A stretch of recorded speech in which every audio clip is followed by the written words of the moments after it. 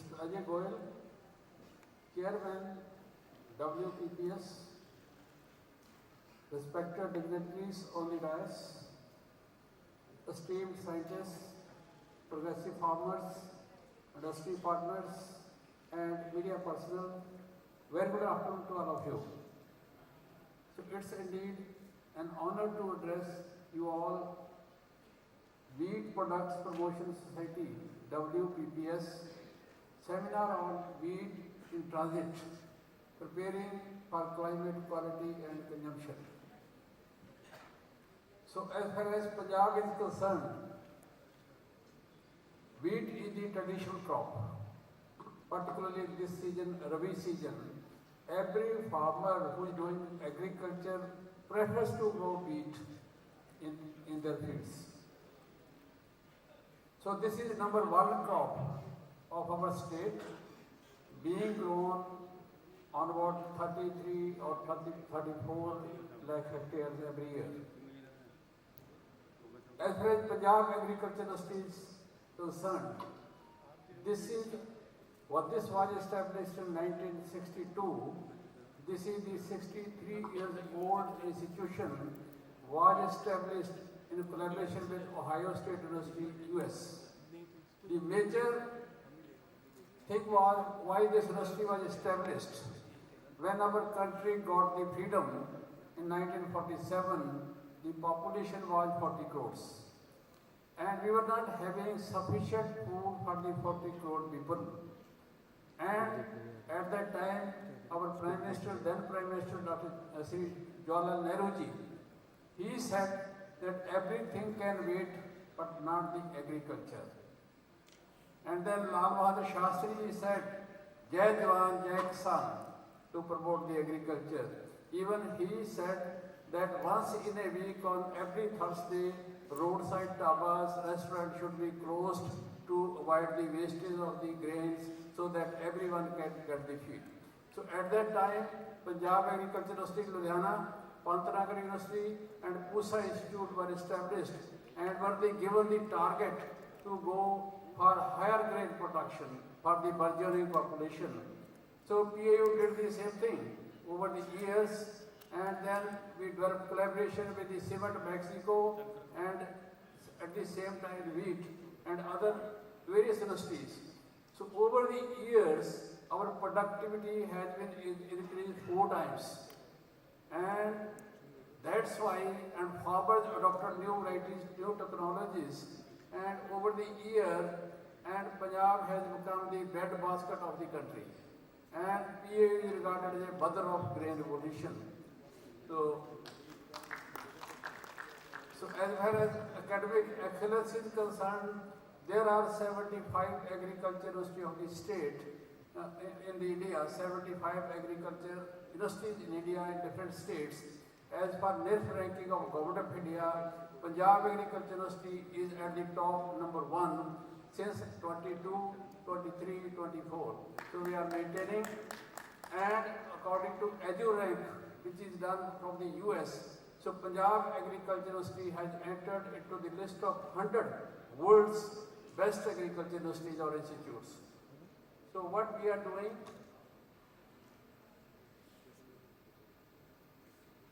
coming to this wheat land race scenario at the turn of the century, what we were doing earlier before starting breeding work. So there were like some species, bread wheat, which we are eating every day almost now. But there, in addition to this, there was a durum wheat, which is tetraploid, and dicoccum wheat like Kapli, Poplana, Samba, and Sphaerococcum sonamoti, traditional varieties, old varieties. The revolution in the making semi-dwarf wheats arrived in India. Why we required? At that time, our traditional wheat varieties were very tall. Yield was 6 to 7 quintal per acre, and those were not responsive to fertilizers. So it was thought that we should develop high-yielding, disease-resistant, and better quality wheats. And at that time, it was a major task. So semi-dwarf wheats reached India in 1962 through the USDA, United States Department of Agriculture. This was the entry of the dwarfing wheat to our country. Mexican dwarf Pictic 62 and Pajamo 62 did very well under our Indian conditions. Dr. Norman Borlaug, he did a wonderful work and he visited India in 1963 and declared Mexican semi-dwarf and can do well in India also. They were very good in Mexico, but he said these varieties can perform very well in India also. And then 100 kg seed of 4 semi-dwarf varieties received from Dr. Norman Borlaug. And Sonora 64 and Lerma Rojo 64 out-yield Indian Czech varieties by 30%. Simply introduction from the Mexico, those varieties out from 30% as compared to our local varieties. That's why, so it was approved in 1965. After that, in 65, Government of India sent an unprecedented seed order to Mexico for getting 200 tons of Sonora 64 and 50 tons of Lerma Rojo 64. Then the Indian cabinet approved importation of 18,000 butters of wheat seed from the Mexico in 1966. That was a record-breaking quantity in the introduction from some other countries, import from the other countries. So legacy use of Norentine dwarfing gene represents how genetic innovation was marked global security. So it was a dramatic contribution of the dwarfing genes. Dwarfing gene was discovered in Japan, which made the varieties dwarf. Once varieties were dwarf, they were resistant to lodging. At the same time, resistance to some diseases also. So, and they were responsive to fertilizer application. So that's why these dwarfing weeds out-entered the traditional tall varieties. So this is the legacy. So here there is a Borlaug standing with Dr.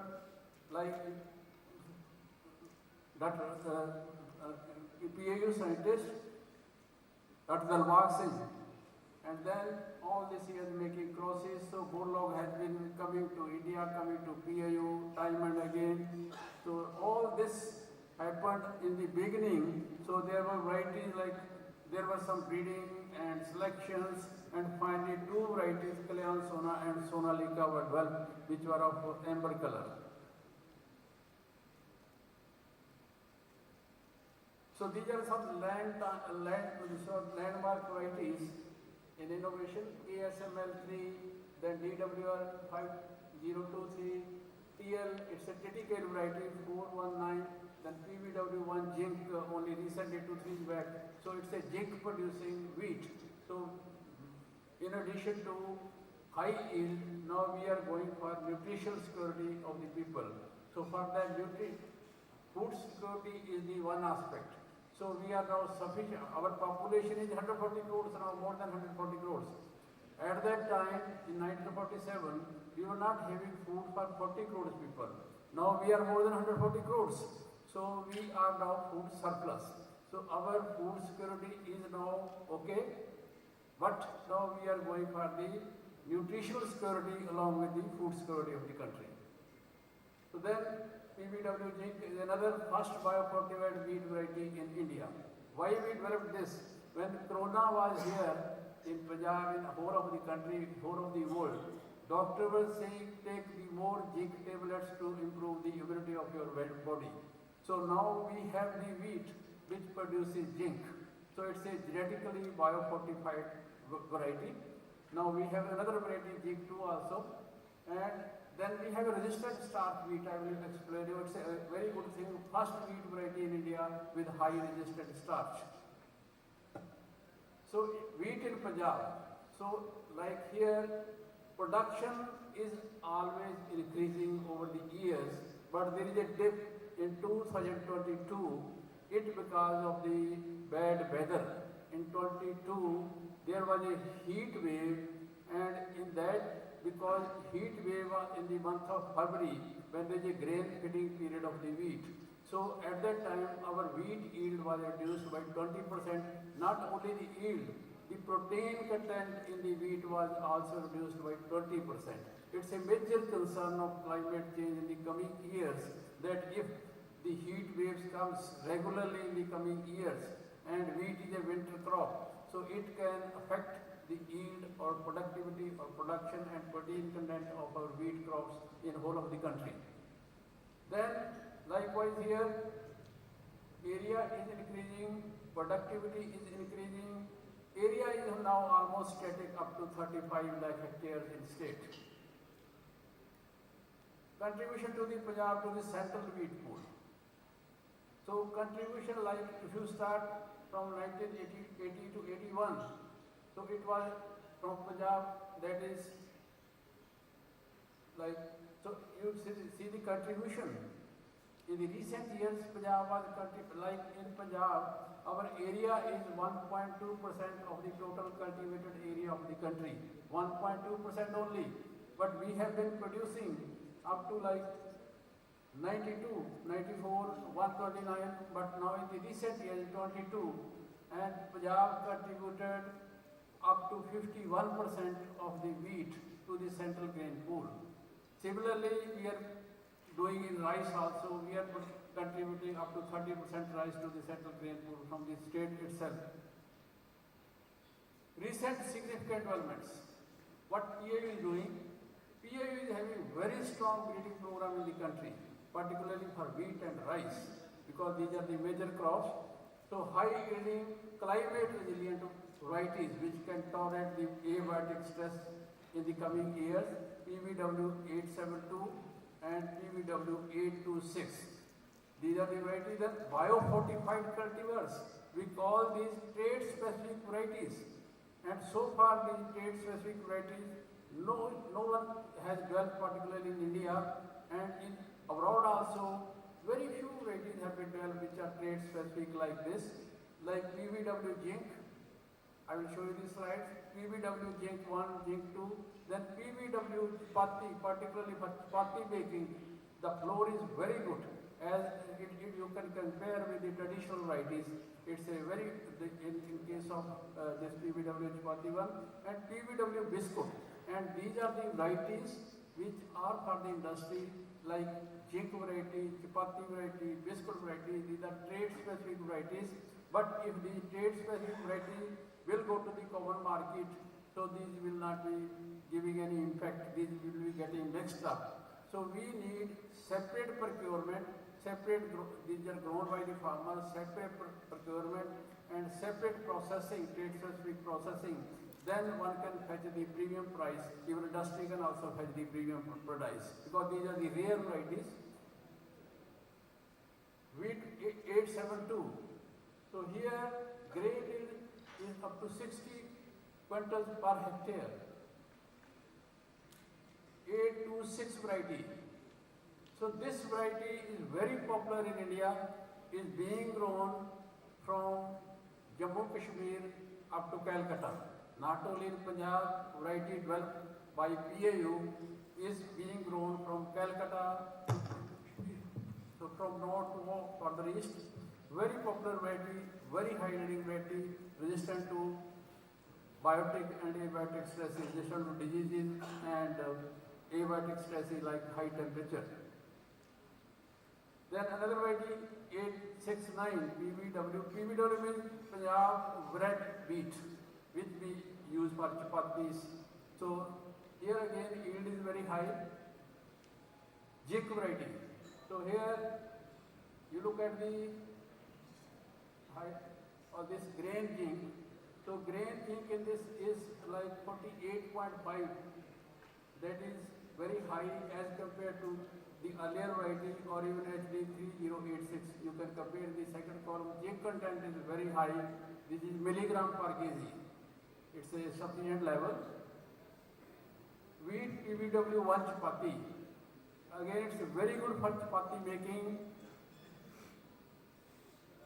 And if you when you make chapatis, so those don't they do not dry up very quickly. So it's becoming very popular among the farmers. Every farmer now wants to grow at least whatever he wants to grow for his own consumption, so he prefers this variety. Every year our demand for this variety is increasing. But if we can, like industry can pick up this variety and market as a chapati atta, just like Ashirwad atta, they have very good qualities. So this can also become made very popular among the farmers also, for the consumer also. Then RS variety, this is very interesting thing here. More than 30% people in our country are diabetic. So when they eat chapatis, so then chapatis goes to the stomach. In our stomach there is a hydrolysis, and from hydrolysis ultimately starch is converted to sugar, and sugar becomes like glucose, goes to the blood. So when you eat chapatis of normal varieties, the glucose level in your blood goes up, and then they cannot tolerate. But this is the variety, RS means resistant starch. So the starch in this variety is resistant to hydrolysis. So if you eat the same number of chapatis, diabetic people can eat same number of chapatis, then the glucose level in the blood doesn't rise. So they can take, otherwise if a diabetic person goes to the doctor, he advises, if you take 3 chapatis or 4 chapatis, please take only 1 or 2 chapatis. He will have to cut short the number of chapatis by eating. But if you have this variety, there is no risk. So if you are taking 3 chapatis and you can maintain that you can take 3 chapatis, there is no risk of increasing like glucose level in your blood. So this is now very good variety, but yield is less in these varieties. So farmer will not grow these varieties unless there is separate procurement and separate processing. If they do it, then these things can be sold at a premium price, because there is no competition. Then biscuit making. So there are several industries which are making biscuit. So we have a new variety which is good for biscuit making also. So PA is not developing variety only Punjab farmers. So we have a national footprints. So our varieties are being grown in northern hills, then in northwestern plain zones, then central zones, peninsular zones, and all this. So all over the India, the Punjab agricultural varieties are being grown in different parts. Number of varieties, and PAU has given 43 varieties which have been released at the national level, at the country level, in other states also. Similarly, here total varieties are more than 36. So even at state level, 28 varieties. So this is happening not in isolation. These are happening because of our very active collaboration at the international level, like collaboration with the Cement Mexico, ICR, we have a ECRIP program, then BISA in Ludhiana, it's like a center of Mexico, so it's in Ludhiana. Then Washington State University, Kansas State University, US, John Innes Center, Norwich, England, Rotherham State Administration, England, University of Sydney, and McGill University in Canada. So whatever new thing, new technology is emerged in these universities, so we have the collaboration, so we try to get those technologies from there and link it with the industry. So here we have now, this part is our week, because we have very strong linkage with the farmers. Like I will give you the example, like 11 lakh farmers from our state are with us on the WhatsApp groups. 11 lakh, big strength, 11 lakh farmers on WhatsApp group, because they trust PAU, they want to know what's happening at university, they want to know for new technologies.